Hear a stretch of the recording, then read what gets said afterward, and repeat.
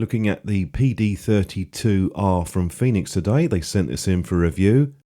We'll take a look at the packaging first off, just to give us an idea of some of the features. This has their silent multi-function switch, and it has a bit more range than many of the compact 18650 models. They're quoting around about 344 meters. Quick unboxing to show you what you get included.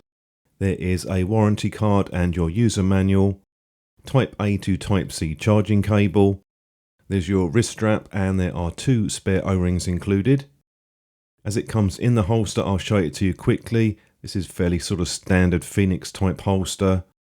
This has the sewn in belt loop on the back, and it also has the Velcro closing at the front. I will talk about the holster briefly later on. It is nice that you get something included, but I do think that it could be a bit better in terms of the quality. Put the size and weight information on screen for you. It's pretty standard for an 18650 model. Fenix have a fairly low profile fine knurling pattern on the body.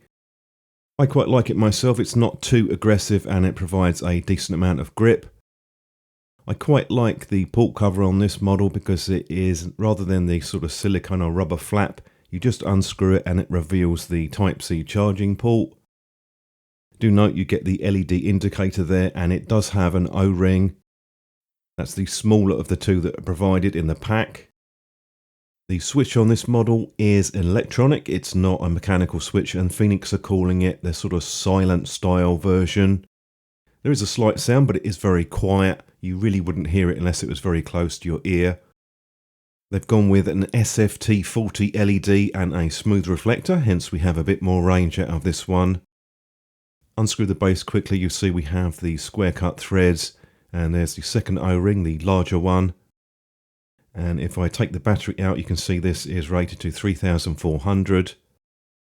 That's a protected cell, but because we do have the spring at the top as well, that means to say that we can use the flat top and unprotected batteries. I did notice when I put this particular cell in, there is a very slight rattle, but it can vary depending on the battery that you've put in there.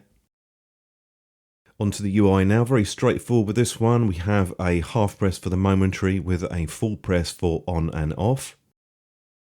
When it is on, all we need to do is half press to cycle through the 4 power levels.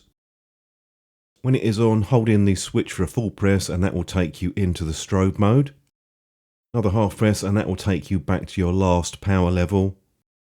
Other than the lack of shortcuts for turbo and the lowest output, it's a pretty good UI. Quick comparison next to the TH10R, you can see that the Fenix is very slightly longer. There isn't much in it. There's quite a difference on the beam output too. We have a textured reflector on the jet beam. TH10R has a mechanical switch, and it does have a paddle as well. Definitely has a different feel with the electronic switch, but we'll give you a quick demonstration now of the sound of both of these switches.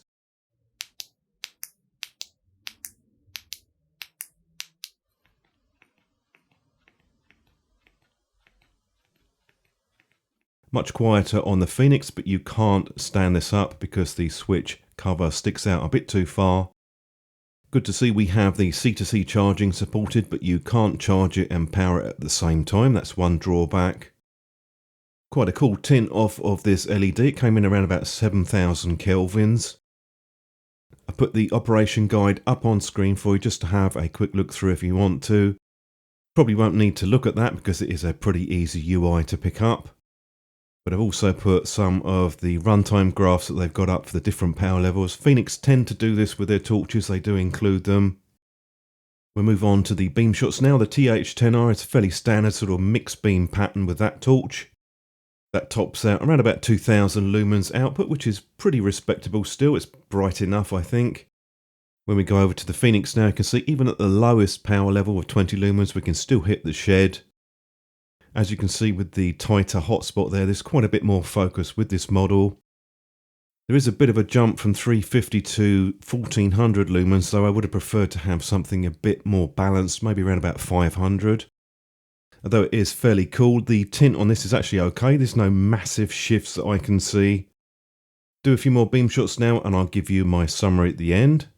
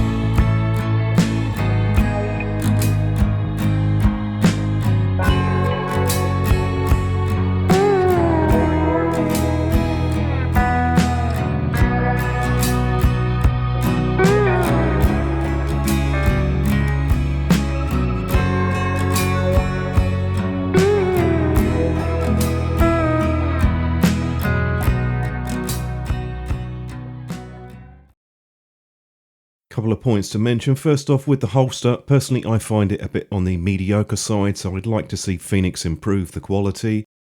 That's one potential area to improve the overall product, but some torches I know you don't even get one included. I find the switch to be okay, but it does take a bit of getting used to because it is quite a different feel from a mechanical switch. You're not going to hear that obvious definite click, which could potentially give away your position. As I mentioned earlier, there's a couple of drawbacks. You do have the charging, so you can't use and charge this at the same time. But I do like the USB-C port cover. I think that's a nice design touch. And if you're someone that has a lot of batteries around, you can use those unprotected 18650s, and that could be quite useful to have. I'm also happy enough with the beam output on this. It's quite nice. You do get a bit of extra range. Got any thoughts or comments? Do drop them down below. I'm always interested to read those.